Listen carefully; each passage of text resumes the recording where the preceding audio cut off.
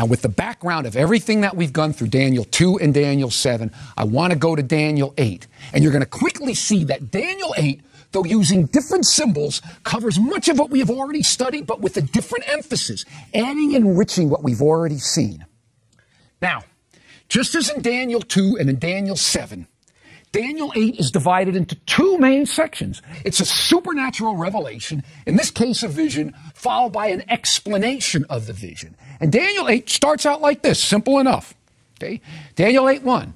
In the 3rd year of the reign of King Belshazzar, a vision appeared unto me, even unto me, Daniel, after that which appeared to me at the first. Okay? 8:1. So as I said, the chapter starts out with the vision, as did the previous chapter, Daniel 7, which he might even be referring to here, because he talked about the vision which appeared to me at first. And if we read the chapter, we can see that in the vision of Daniel 8, 4 main elements appear, 4 main symbols. Because, as we've seen, these visions and dreams come first in symbols, symbols that are later interpreted. And as we've seen so far, much of what's being revealed to us here has to do with the rise and fall of great empires. And it's no different in Daniel 8.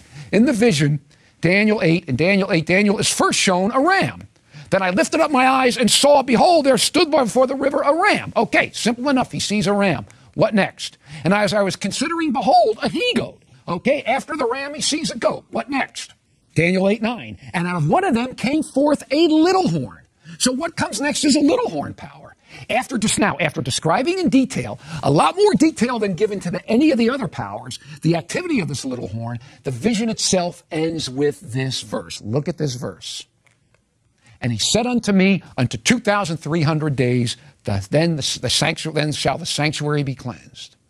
Thus, the vision of Daniel 8 consists of really 4 elements, just 4 elements. They are, Daniel 8, a ram, a he-goat, a little horn, and the sanctuary cleanse. Again, please read the first 14 verses over until you can see this sequence. It is crucial. Now, sure, there are a lot of details in here that we can look at on the website. We don't want to deal with them now. But for our immediate purpose, the key issue here in Daniel 8 is the sequence of events.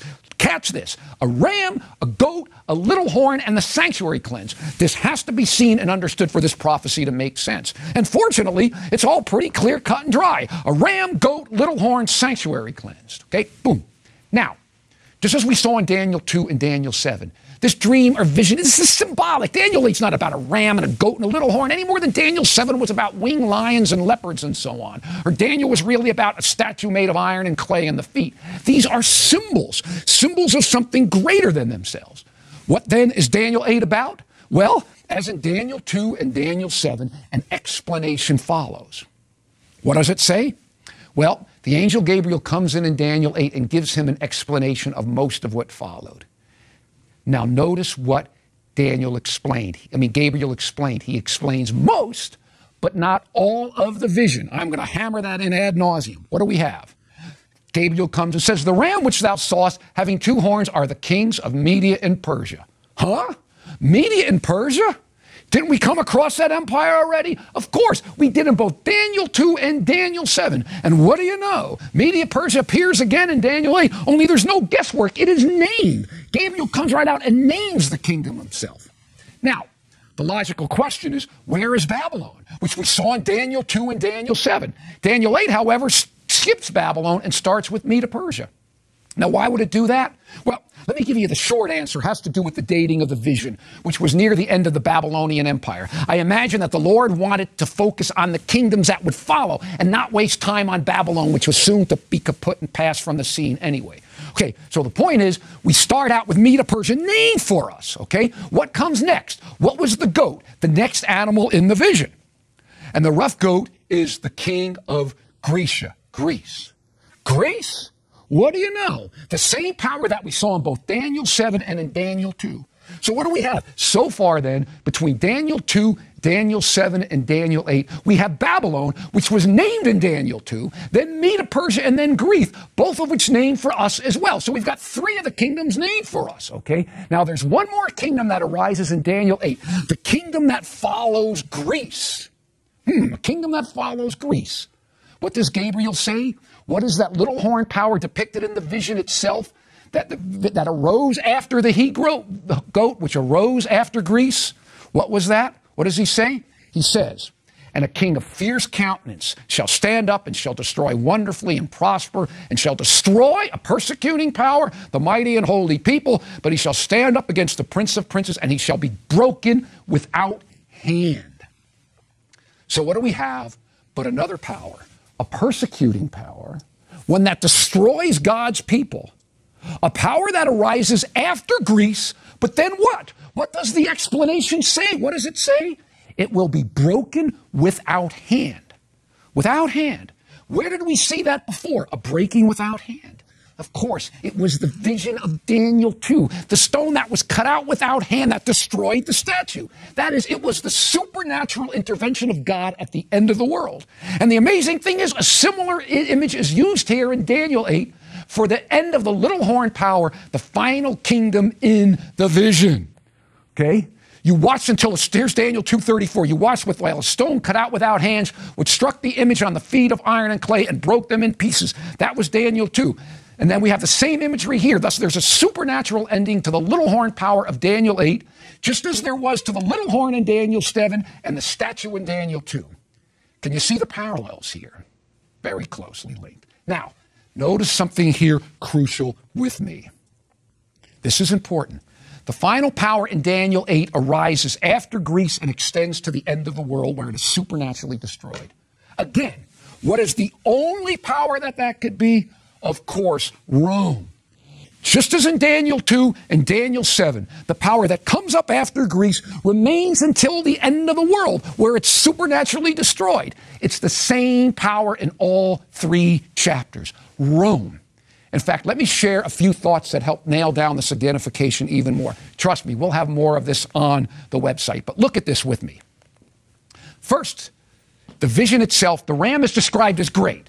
So Medo Persia is depicted as a great power. The he-goat, which comes up next, is described as very great. So Medo Persia is great. Greece is very great. It's greater. Okay? Then this little horn power, this next power that comes up after Greece, is described as exceeding great.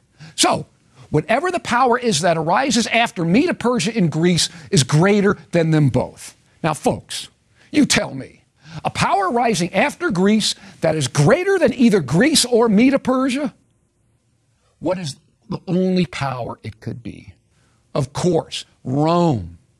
Solely, totally, only Rome. What else? Greater than either Medo Persia or Greece. Now, two, look at the parallels. I want you to look at the parallels between the little horn of Daniel 7, which we saw was the papal phase of Rome. Now, though the transition from pagan to papal Rome is found in Daniel 8 as well, it's not as obvious as the others. Believe me, we will get into this on the website. The point is, in both chapters, though, the emphasis really is on the papal phase. Now, I want you to look at these parallels with me. Okay? First, both are depicted by the same symbol, a little horn. Both arise after Greece. Both are persecuting powers. Both are blasphemous powers. Both are supernaturally destroyed by God in the last days. Now, let's just be a little logical here. When you have two powers arising in the same sequence, with the same symbol, doing the same things, and pretty much ending in the same way, it's pretty clear that we are dealing with the same power. And that power is solely, totally, and only Rome. Pagan and papal, though by far, the emphasis is on the papal phase. Now, what is the final element in the vision? As we saw, it was the sanctuary being cleansed. What is the final element in the explanation? What do you know? The same thing. This is what the last two verses say in the explanation. In other words, right after describing, if you got one power, then another, then the little horn power, the explanation says the following. And the vision of the evening and morning, that's Daniel 8:14, was told as true. And I was astonished at the vision and not understood it. Now, I cheated a little by putting Daniel 8:14 in there. But at first glance, one would say, what does that have to do with Daniel 8:14? But see, that's easy to see because Daniel 8:14 reads more literally, unto 2,300 evening morning, then shall the sanctuary be cleansed. The word days is a translation of evening and morning. So the Daniel 8:26 is talking about the vision of the evening and morning. It's a reference to Daniel 8:14, okay? Thus, in the vision, as in the explanation, the sanctuary being cleansed, thus in the vision, as in the explanation, the sanctuary being cleansed, and the explanation about it being cleansed, both occur after the symbol for Rome. And yet look at these texts. The vision of the evening and morning, the vision about the sanctuary being cleansed, was not explained to him, as were the elements that preceded it, the ram, the goat, and the little horn. He says he didn't understand what it was about. He says very clearly in the last verse of Daniel 8, none understood it. What didn't he understand? The part of the vision about the sanctuary being cleansed. Don't miss this. Everything else was explained but that part. Thus, Daniel 8 ends with the part about the sanctuary being cleansed remaining unexplained. This point will become important later when we come to Daniel 9. Thus, what do we have in Daniel 8? Look at what we've got.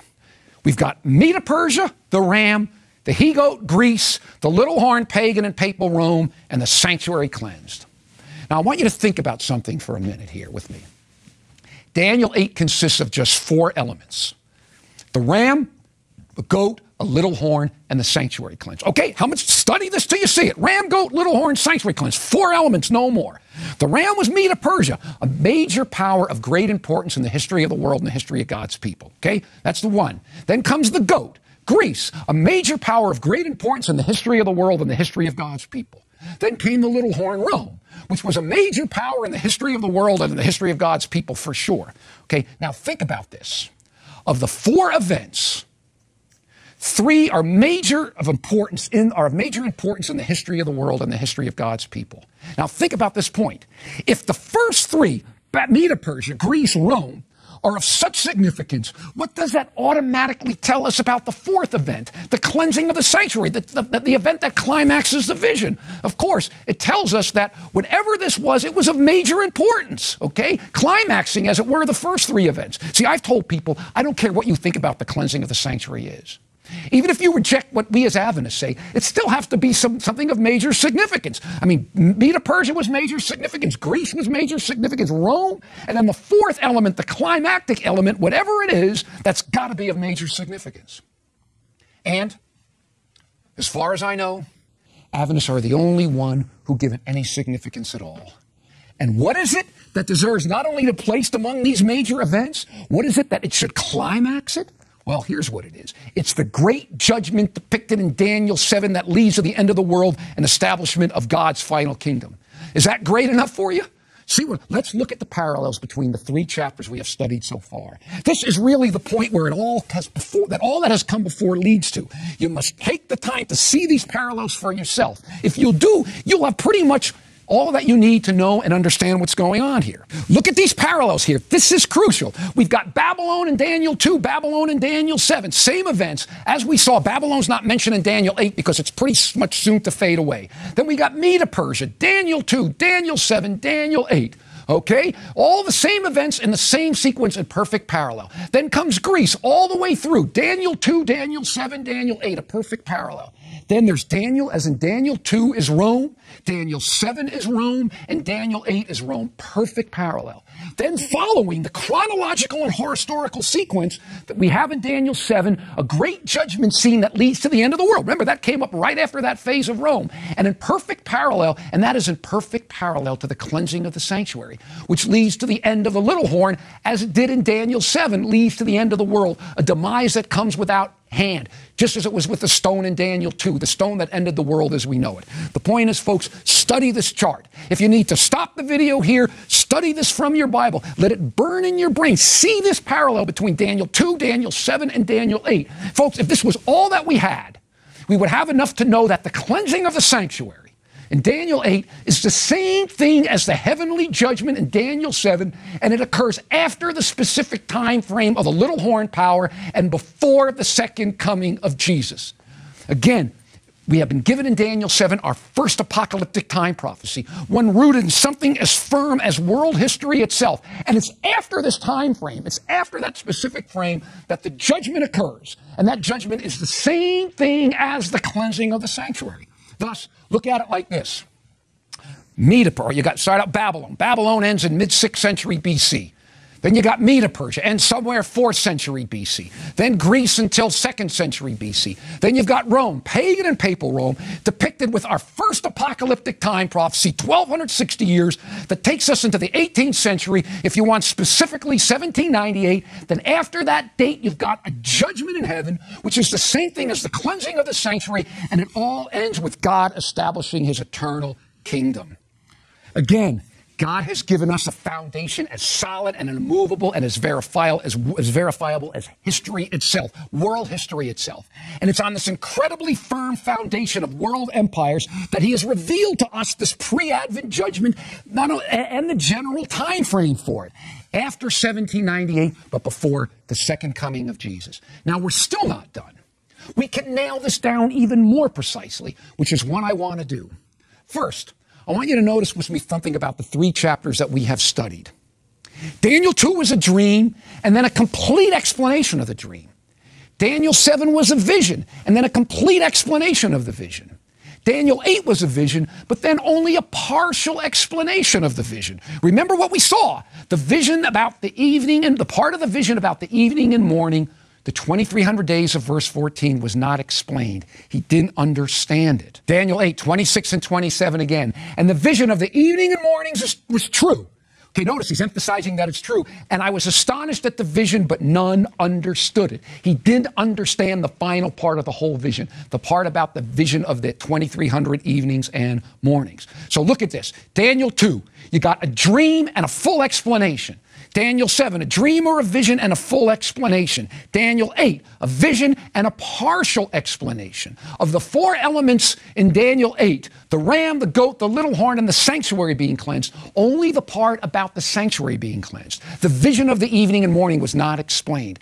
Daniel was very clear that he didn't understand the specific part of what was shown to him.